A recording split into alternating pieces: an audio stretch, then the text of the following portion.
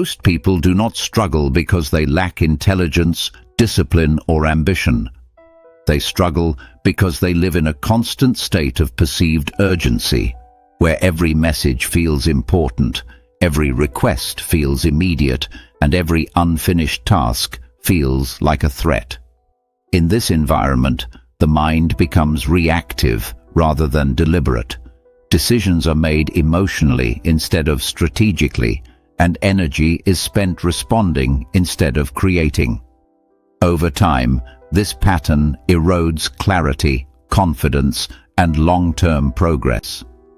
Learning how to prioritize under pressure is therefore not a productivity skill. It is a survival skill in a world designed to fragment attention. The first step in regaining control is understanding that urgency is often manufactured. Notifications, deadlines, social expectations, and internal anxiety amplify the sense that everything must be handled immediately. Very few things truly require instant action. Most emergencies are simply discomforts that have been mislabeled. When you recognize this, you create psychological distance between stimulus and response. That distance is where clarity lives. Begin each day by identifying one primary outcome, not 10 goals, one meaningful result that would make the day successful even if nothing else were completed. Write it down. This becomes your anchor. When distractions arise, you return to it. This practice trains the mind to filter information through purpose instead of emotion. Next, separate tasks into 3 categories: critical, supportive, and optional. Critical tasks directly advance long-term goals. Supportive tasks maintain systems. Optional tasks provide comfort or short-term relief. Most people reverse this hierarchy, spending energy on optional tasks first and leaving critical work until they are exhausted. Reordering this structure immediately improves effectiveness.